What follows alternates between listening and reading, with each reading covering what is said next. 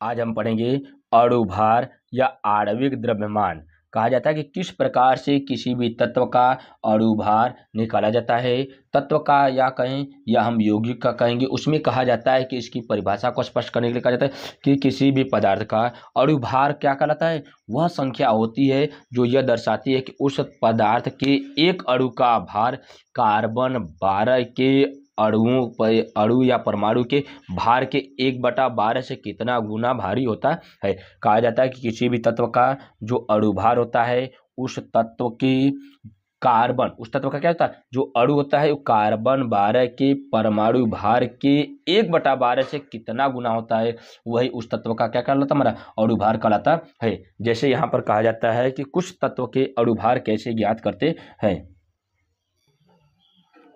अभी हम देखिए क्या, नाइट्रोजन का परमाणु क्रमांक 7 और भार 14। तो हम निकाल कर रहे हैं भार। अगर देखिए यह भार और क्रमांक देखिए, ये जो नाइट्रोजन के ऊपर है तो कहा जाता है कि कोई भी इंसान अपने सर के ऊपर भार रखता है तो हमेशा भार वाले को ऊपर माना करिए और क्रमांक हमेशा क्या जाता है, हमारा नीचे वाला होता है तो क्रमांक हमेशा क्या जाता है। यहाँ पर भार है तो भार को हमेशा लेंगे। तो नाइट्रोजन की कितनी अणु है यहाँ पे, एक हो जाएंगे गुणे।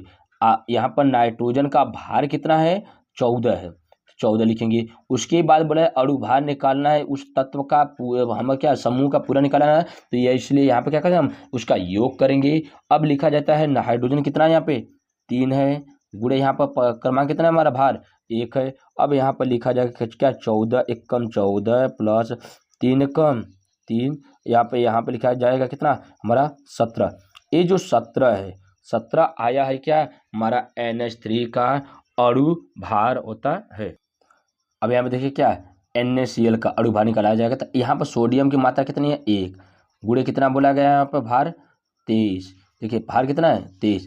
अब प्लस कितना है क्लोरीन का कितना था हमारा, यहाँ पर अणुओं की संख्या 1 है, भार कितना हमारा 35.5। अब देखिए यहाँ पर 23 से कम 23 प्लस 35 से कम 35.5। अब इन दोनों का योग करेंगे कितना जगह हमारा, यहाँ पर जोड़ा जाएगा कितना जगह हमारा 35.5 संबंध प्लस कितना 23, तो 5 3 8 3 3 6, यहाँ पे 6.5।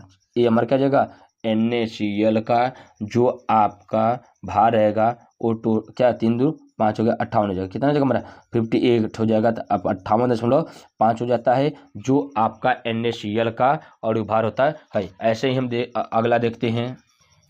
अब देखिए क्या हम निकालते हैं H2SO4 का। अब देखिए हाइड्रोजन की मात्रा अणुओं की संख्या कितनी है, यहाँ पे 2 दिया है, और सल्फर की अणुओं की संख्या कितनी है हमारा 1 है, और ऑक्सीजन कितना हमारा 4 दिया है। अब इस आधार पर देखिए पहले हाइड्रोजन की अणुओं की संख्या कितनी है 2, गुणे अब भार कितना है 1, प्लस सल्फर की कितना है अणुओं की संख्या 1, गुणे भार कितना दिया हमारा 32, प्लस कितना है ऑक्सीजन का 4, गुणे कितना भार होता है हमारा ये 16, कितने जगह हमारा 16। अब यहाँ पर जोड़ा जाए कितना 2 1 कम 2 प्लस 32 1 कम 32 प्लस कितने जगह हमारा 16 चौका 64। अब देखिए जोड़ा जाए कितना जगह हमारा 6 2 8 4 2 6 2 8 हो जाता है, और 6 3 9, कितना जगह इसका अणुभार हमारा 98 हो जाता है। इस प्रकार से हम अब यहाँ पे देखिए क्या हाइड्रोजन व ऑक्सीजन। अब देखिए हाइड्रोजन का अणुओं की संख्या यहाँ पे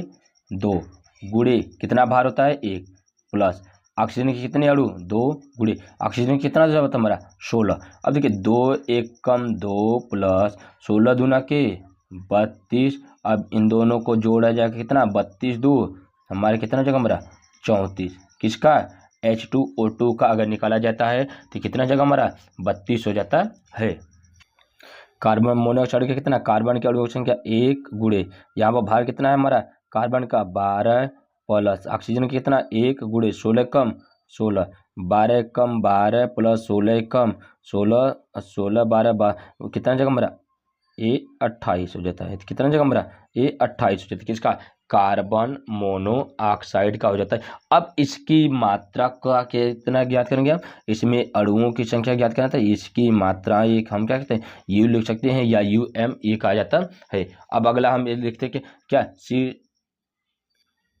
CCl4। अब कहा जाता है कार्बन की मात्रा 1, गुणे कितना कार्बन 12 प्लस क्लोरीन 4 गुणे 35 माने या 35.5 माने। अब देखिए कितना जगह हमारा 35.5 मान सकते हैं या 35.4 मान सकते हैं। कितना जगह 35.5। अब देखिए 12 कम 12 प्लस 35.5 गुणे 4 का इसका करेंगे कितना जगह हमारा, यहाँ पर अगर जोड़ा जाता है या मल्टीप्लाई करेंगे कितना जगह हमारा 42 हो जाएगा। कितना जगह हमारा 142.0 तो उसको हटा दीजिए। कितना जगह हमारा 42 और 12 कितना जगह 4 2 6 4 2 2 4 4 1 5 1 कितना जगह हमारा 154 यूनिट हो जाता है।